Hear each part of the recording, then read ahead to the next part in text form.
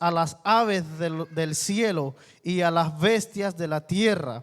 Y toda la tierra sabrá que hay Dios en Israel. Y sabrá esta congregación que Jehová nos salva con espada y con lanza, porque de Jehová es la batalla y Él os entregará en nuestras manos. Oramos. Padre que estás en gloria, en esta hora, Dios mío, venimos delante de tu presencia para adorarte, para glorificarte, Señor.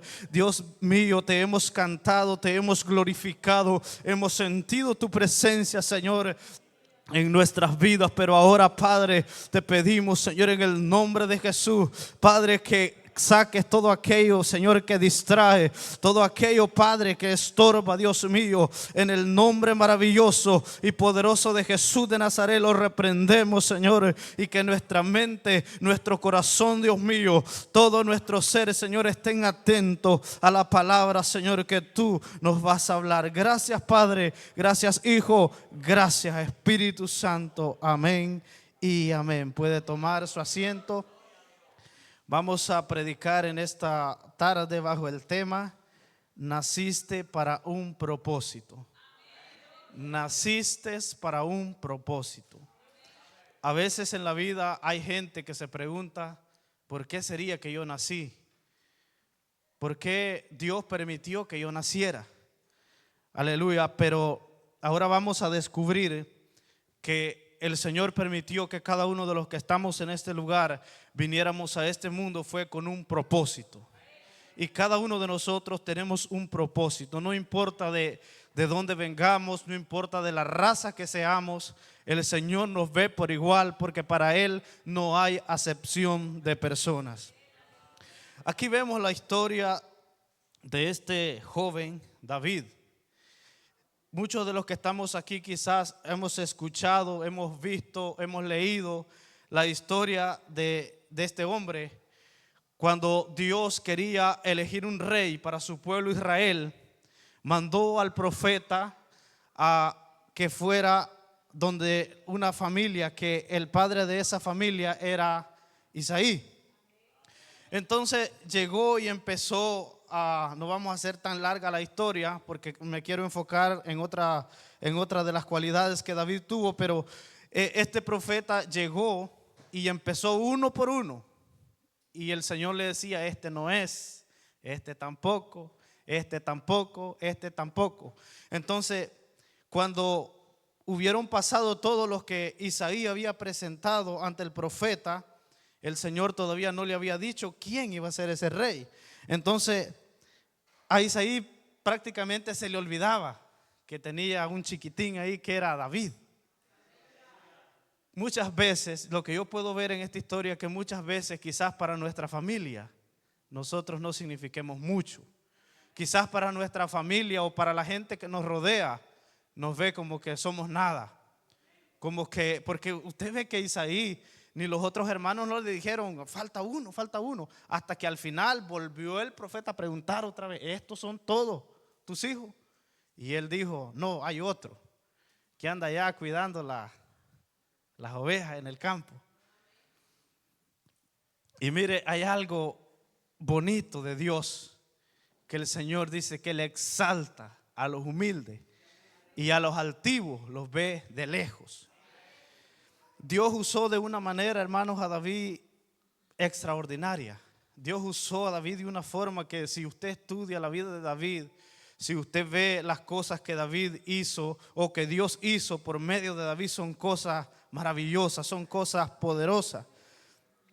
La gente, la familia de David vio debilidad en David, porque ellos no lo pusieron. El padre Isaí no le dijo: profeta, empieza por el menor, que yo veo cualidad en él. Nada. Ni tan siquiera lo había presentado delante del profeta. La gente vio, la familia de David vio debilidad en David, pero Dios tenía un propósito especial para él. Puede ser que en nuestras vidas la gente que nos rodea vea debilidad en nosotros, piense que quizás no servimos para nada, quizás hayan personas que hasta nos hayan dicho que no servimos para nada. pero el Señor tiene un propósito con cada uno de nosotros. Y yo estoy seguro de que el Señor tiene un propósito. Y usted no me va a dejar mentir que en su vida ha pasado momentos de dificultad, momentos que ha estado a punto de morir y el Señor Jesucristo lo ha rescatado. Y lo tiene aquí con vida y con conocimiento de conocer la palabra del Señor para que ese propósito un día sea cumplido en nuestras vidas. Déselo fuerte al Señor Jesucristo. Aquí vemos la historia que este muchacho iba a dejar el almuerzo a sus hermanos, que ellos pertenecían a los escuadrones del ejército de Israel. Y él vio que había un filisteo que todas las mañanas, dice la Biblia, que salía y desafiaba al ejército de Israel. Y los desafiaba, los humillaba. Y este varón tenía el Espíritu de Dios. Dios estaba con él. El Espíritu de Dios por dentro.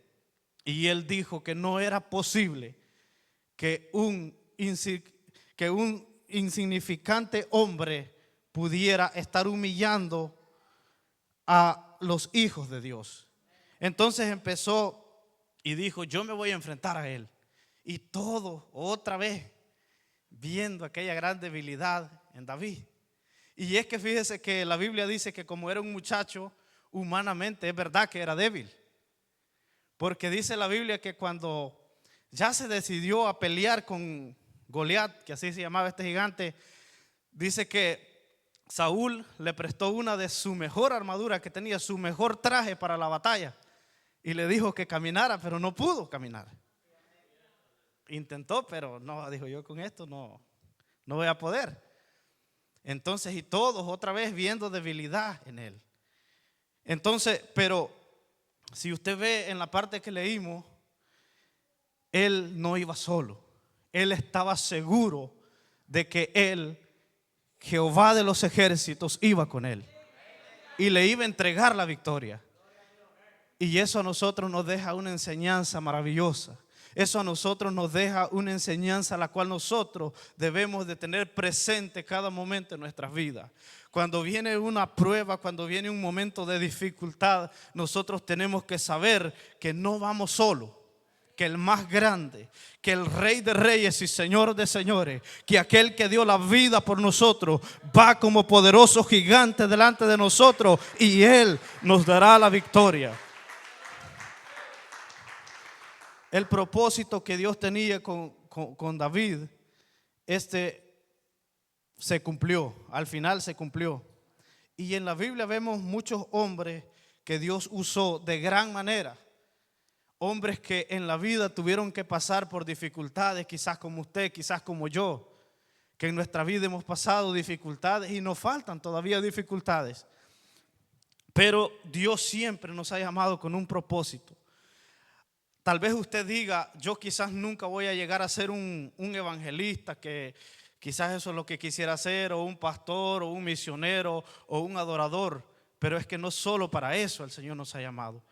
La Biblia dice que nosotros somos un cuerpo, que la iglesia es un cuerpo. En una ocasión dicen que había una anciana y el pastor predicó un mensaje y el pastor dijo que todos éramos miembros del mismo cuerpo.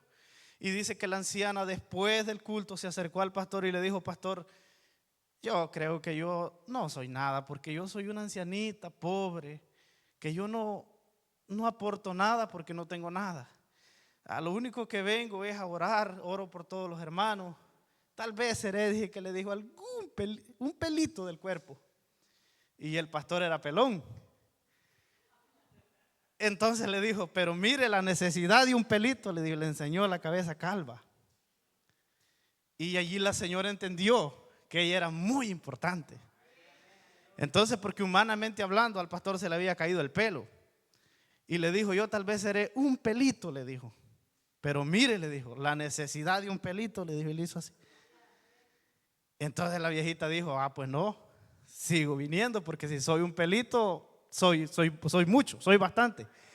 Entonces, para los ojos del Señor todos somos iguales. El Señor nos ve a todos igual. Entonces, cada uno de nosotros hemos nacido con un propósito. En la Biblia también menciona la historia de un hombre llamado Moisés, que muchos de nosotros conocemos la historia de este hombre, que nació en medio de una matanza de niños y la mamá lo tuvo que esconder, ponerlo en una canastita, ponerlo en el río para que no lo mataran. Pero Dios, por medio de la vida de él, se fue glorificando, glorificando, hasta que un día ese niño que corrió en esa canasta, en ese río, fue al hombre que Dios se le apareció en aquella zarza y le dijo: tú vas a libertar a mi pueblo de la esclavitud. O sea que no importa por dónde el diablo lo haya hecho pasar a usted, por dónde lo haya hecho me haya hecho pasar a mí, si nosotros no desmayamos, el Señor cumplirá el propósito que tiene con cada uno de nosotros. Muchos quizás pueden pensar o decir: yo nací en un país que ni está desarrollado, yo no puedo, quizás no soy culto en palabra, pero sabe que el Señor mandó, eso fue lo que Moisés le dijo. Señor le dijo: pero yo ni tan siquiera puedo hablar, yo soy tartamudo. ¿Cómo me van a querer? ¿Cómo Faraón me va a escuchar a mí? Posiblemente le ha de haber dicho: si yo para decir una palabra me tardo 2 minutos, porque un tartamudo repite. Entonces, y ahí le puso un ayudante. Para Dios todo tiene solución. Entonces, y llegó a tiempo que fue y se presentó delante de Faraón, y Dios por medio de Moisés libertó a su pueblo. Y si usted ve, Moisés, la Biblia lo que dice que era un hombre humilde. Moisés era la humildad pura, la humildad viva. Entonces, cada uno de nosotros no tenemos que desviarnos del camino, porque el Señor va a hacer algo maravilloso con cada uno de nosotros. Ya hizo la mayor cosa, que fue dar la vida por cada uno de nosotros. Y muchas veces, hermano, quizás nosotros decimos, como le dije, que pensamos que nunca vamos a tener quizás un privilegio de viajar por el mundo predicando el evangelio, pero es que no todos somos llamados para eso. Sabe que hay gente que se ha convertido porque lo ha visto a usted, que usted cambió con su testimonio, con su ejemplo. Hay gente que dice: yo quisiera ser como fulano, yo quisiera ser como fulano. Entonces, usted está predicando con su testimonio. Yo conozco un pastor en El Salvador que usted no me lo va a creer de la manera que lo evangelizaron, pero un señor llegó en una campaña y le dijo: lo vas a hacer hoy, le dijo. Lo vas a hacer hoy, cipote. Sí, le dijo, lo voy a hacer. Fue, aceptó y ahora es pastor. Y el viejito ahí sigue congregándose. Eso fue todo lo que le dijo. Eso fue todo. Entonces, cada uno de nosotros tenemos poder en las palabras que nosotros decimos. Y nosotros tenemos que estar seguros de eso, porque el Señor nos ha dado poder a nosotros para poder hacerlo, para poder hablar de su palabra, para poder traer a otros para que sean discípulos de Jesucristo. Y Jesucristo, que es un Dios lleno de amor, un Dios lleno de misericordia, Él jamás va a rechazar un corazón contrito y humillado. No importa cuántas veces usted se haya equivocado, no importa cuántas veces usted quiera comenzar de nuevo, mientras hay vida, dice la Biblia que hay esperanza. Hay esperanza y hay perdón para los pecados.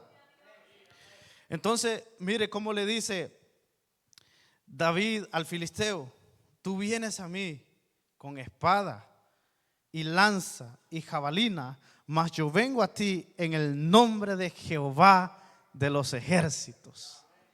Y ese mismo Dios es el que está con nosotros ahora. A ese mismo Dios es que usted le sirve. A ese mismo Dios es que yo le sirvo. A ese mismo Dios es que le adoramos. A ese mismo Dios es que le glorificamos. A ese mismo Dios es que le damos honra y le damos gloria. Por tanto, Él nos dará la victoria. Y yo cuando estudiaba esta parte de la Biblia, me puse a pensar y me hacía una pregunta. Me la hacía yo mismo, ahora se las hago a ustedes. ¿Y tú ya descubriste con qué propósito naciste? Porque nosotros los cristianos tenemos dos nacimientos, uno en la carne y uno en el espíritu. Uno en la carne y uno en el espíritu. El nacimiento en la carne pues es cuando nuestra madre nos dio a luz. Y el nacimiento en el espíritu fue cuando usted levantó su mano derecha y dijo: yo recibo al Señor Jesucristo como único y suficiente Salvador de mi vida. Ese es el mayor milagro, el mayor nacimiento de un ser humano. Entonces nos preguntamos, ¿con qué propósito nosotros hicimos eso? El propósito número uno por el cual nosotros, el Señor permitió que nosotros lo aceptáramos, fue porque Él dio su vida por cada uno de nosotros para salvar nuestra alma. Pero el segundo propósito por el cual Él nos ha llamado, aparte de los ministerios que la Biblia menciona, es para ir por el mundo, predicar el evangelio y hacer discípulos. Hablarle a las personas del amor de Cristo para que ellos vengan a Jesús. A estos dos personajes que le he mencionado, a David lo levantó para ser rey, a Moisés lo levantó para libertar a su pueblo, pero también a nosotros en este tiempo nos ha levantado para libertar a la humanidad del pecado. Ya no es para libertar a Israel de Egipto, sino para libertar a las almas del mundo. Y si nosotros no lo hacemos, no estamos cumpliendo por el propósito que Dios nos ha llamado.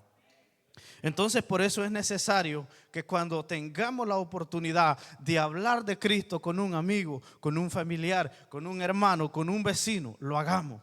La palabra del Señor dice que su palabra no retorna atrás vacía. Siempre habrá fruto. El sembrador primero limpia la tierra. Después siembra la semilla. Después dice que espera que la lluvia caiga. Después espera que la semilla germine. Después espera que la planta crezca. Y luego da fruto, pero aún no está lista. Hay que esperar que madure. Después, cuando madura, hay que recoger el fruto. ¿Y qué se sigue haciendo? Se prepara para el propósito por el cual fue sembrado. Si es maíz, para comer tortillita. Si es una fruta, para acompañarla quizás después de la comida. Entonces, cuando nosotros predicamos la palabra del Señor Jesucristo, muchas veces no vemos el resultado en el mismo momento. Pero no significa que esa palabra cayó entre las piedras. No significa que esa palabra cayó entre los espinos. Puede ser que esa palabra cayó en buena tierra, pero solo hay que esperar un poco de tiempo para que ese fruto nosotros lo podamos ver y podamos glorificar a Dios gozando de la cosecha que el Señor nos va a dar. Ese es el mayor propósito por el cual nosotros fuimos llamados. Porque si usted no lo sabía, la palabra del Señor dice que nosotros no teníamos derecho a la salvación porque éramos gentiles. Nosotros no teníamos derecho, pero el Señor por su amor y por su misericordia nos injertó y ahora somos bienaventurados porque sin verle hemos creído en Él, sin verle le adoramos, sin verle le glorificamos. Y por eso Él dijo: yo me voy, pero voy a preparar un lugar para vosotros, para que donde yo esté, vosotros también estéis. Así que esa es la esperanza y nuestra fe, que un día estaremos adorando y glorificando al Señor. Y la verdad, hermanos, que como van las cosas ahorita, yo creo que va a ser pronto. Porque la maldad, la tecnología ha avanzado de una manera sobrenatural, de una manera exagerada. Y si estas cosas continúan así como están, créame que no nos va a quedar mucho tiempo en la tierra. Según la Biblia, no nos va a quedar mucho tiempo en la tierra. Ahora usted ve los hijos. Usted ve los hijos enojados con los padres porque les quitan un teléfono. y son capaces de tirársele encima, son capaces de aruñarlo, son capaces de pegarle, porque le quita. Y en Mateo dice que en el tiempo final sí van a oír rumores de guerra, de nación contra nación, reino contra reino, los padres contra los hijos. Y a veces estamos viviendo esos tiempos y no nos damos cuenta. Mire, hace poco yo fui a comer a un lugar y vi que un niño estaba usando su teléfono. Un niño no tan pequeño, como de unos 10 años. Y va de ver aquel teléfono, va de ver aquel teléfono. Entonces fue el papá, le dijo una vez, no le obedeció. Le dijo otra vez, no le obedeció. A la tercera vez fue y se lo quitó. Ese niño ha agarrado el plato de comida, así, adentro del restaurante, en la cara del papá. Un desastre. Y le dijo, me volvés a quitar el teléfono y vas a ver. Entonces nos damos cuenta que el mundo está, la maldad ha avanzado de una manera exagerada en el mundo. Y muchas veces nosotros estamos dormidos.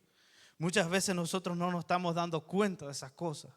Pero el Señor ha prometido que a los que perseveren hasta el fin, a los que se guarden, Él tiene un lugar reservado.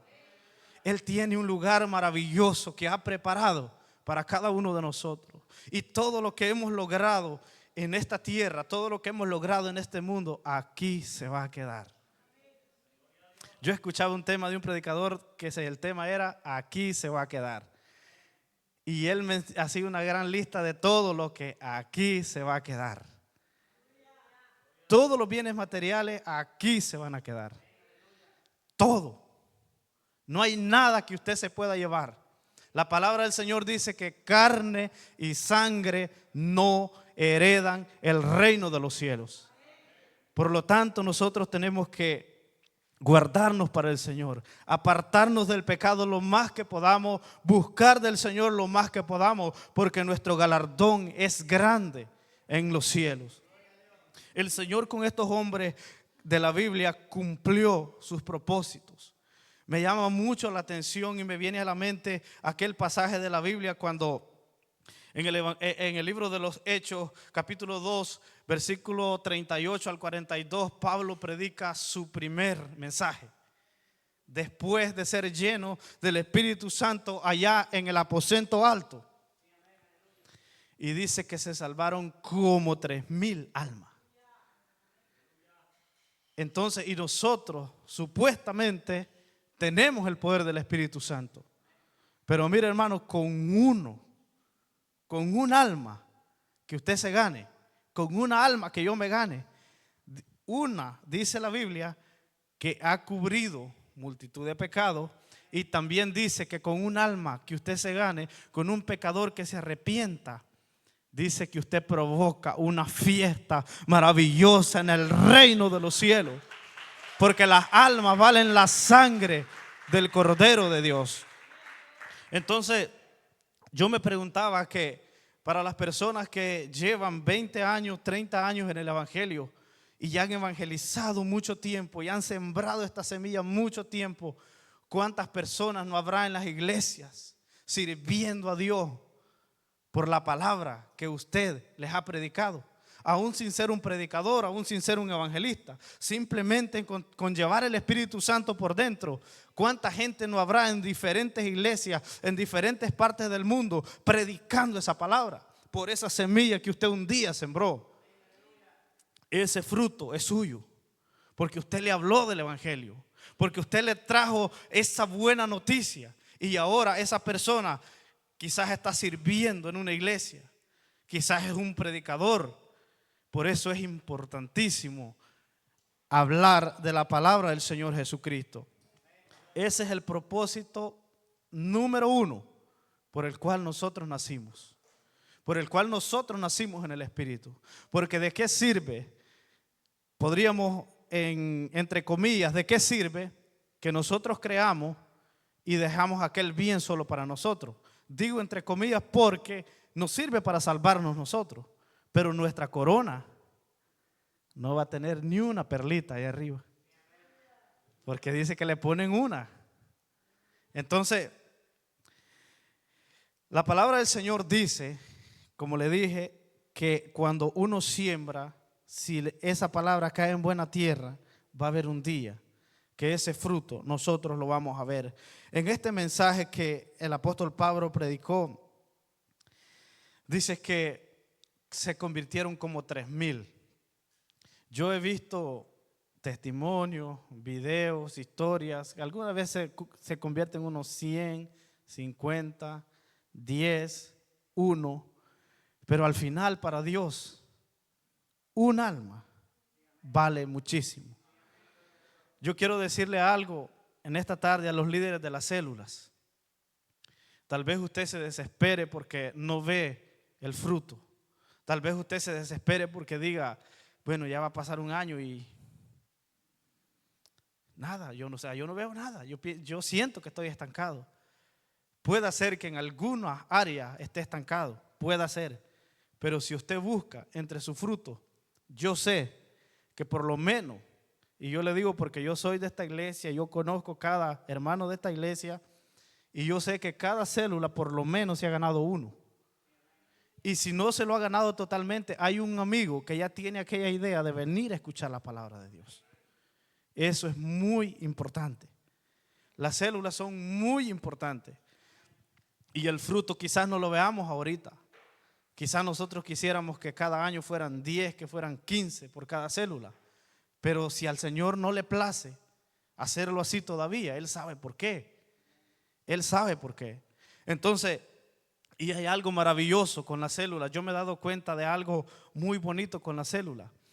Que la mayoría de personas que se rescatan con la célula son personas que un día ya nacieron, espiritualmente hablando. Un día ya se convirtieron y luego quieren volver a retomar el camino. Y la gente que es así empieza de a poquito. Pero si hay un propósito con el que Dios lo ha llamado, déjeme decirle que no va a haber nada que lo detenga. Usted un día va a venir y Dios va a cumplir ese propósito en usted. Así como Moisés tuvo que ir en esa canasta por ese río, lo tuvo que encontrar la hija del faraón, tuvo que crecer con los egipcios, pasó por un proceso, luego dice que vio que un egipcio estaba castigando a un israelita, lo tomó, lo mató y tuvo que huir y después tuvo que regresar otra vez. O sea, para Dios no hay nada imposible. Él va a cumplir el propósito con cada uno de nosotros. ¿Y sabe cuál es lo más maravilloso que tiene nuestro Señor Jesucristo? Que Él no es un Dios rencoroso. Si yo me he equivocado, si usted se ha equivocado y viene nuevamente a los pies del Señor, Él nunca lo va a rechazar. Nunca. No importa lo que haya hecho, no importa dónde haya estado, Él nunca lo va a rechazar. Y vemos un ejemplo maravilloso en el Evangelio de Lucas, capítulo 15, versículo 11 en adelante. Ahí se relata la parábola del hijo pródigo, de este joven que le dijo: Padre, dame todo lo que me corresponde a mí, dame mi herencia. Yo ya no quiero estar aquí y quiero independizarme, ir a hacer mi vida. Entonces la Biblia dice que fue y malgastó todo lo que tenía, derrochó todo.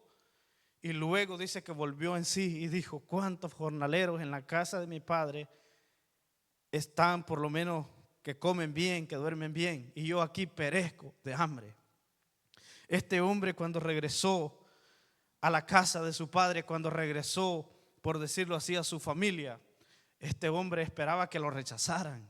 Este hombre esperaba quizás un funeral. Este hombre esperaba que estaba dispuesto a pasar todo tipo de humillación. Estaba dispuesto a que lo maltrataran, quizás a que lo castigaran, a que lo abochornaran. Pero él regresó. Y lo más sorprendente del Señor Jesucristo, que simboliza este padre de familia en esta historia, la Biblia dice que el padre, dice, cuando lo vio venir de lejos, dice que extendió los brazos y corrió y lo abrazó. Y la Biblia no relata quizás la mayoría de palabras que le dijo, pero yo me imagino que él ha de haber expresado su amor para su hijo. Y eso simboliza al Señor Jesucristo. Cuando un hijo se ha apartado, cuando un hijo se ha ido al mundo por un tiempo y quiere regresar, el Señor le abre los brazos y le dice: hijo mío, ven a mí, yo te estaba esperando. Aleluya, déselo fuerte al Señor Jesucristo. Si por algún motivo un día te alejaste del Señor, si por algún motivo un día tú te frenaste del camino que llevabas, ahora es tiempo de regresar. Así como el hijo pródigo regresó, así el Señor abre los brazos. Entonces este hombre no esperaba lo que sucedió. Fue todo lo contrario de lo que él pensaba. Porque ¿qué pasó? Hicieron una gran fiesta. Le puso anillo, le puso ropa nueva. ¿Por qué? Porque él lo amaba, como el Señor Jesucristo nos ama a cada uno de nosotros. Así, hermanos, que no hay por qué desmayar. Todos tenemos un propósito por el cual nacimos. Todos tenemos un propósito por el cual el Señor permitió que en este tiempo viniéramos a este mundo, que estuviéramos quizás en un país como este, en una iglesia como esta, escuchando una palabra como esta. El Señor fue que permitió todo eso. Él ha permitido todo eso. Le voy a invitar que se ponga sobre sus pies. Voy a pedirle al hermano Levi que pueda tocar una melodía. Y en esta hora cierre sus ojos y le vamos a decir gracias.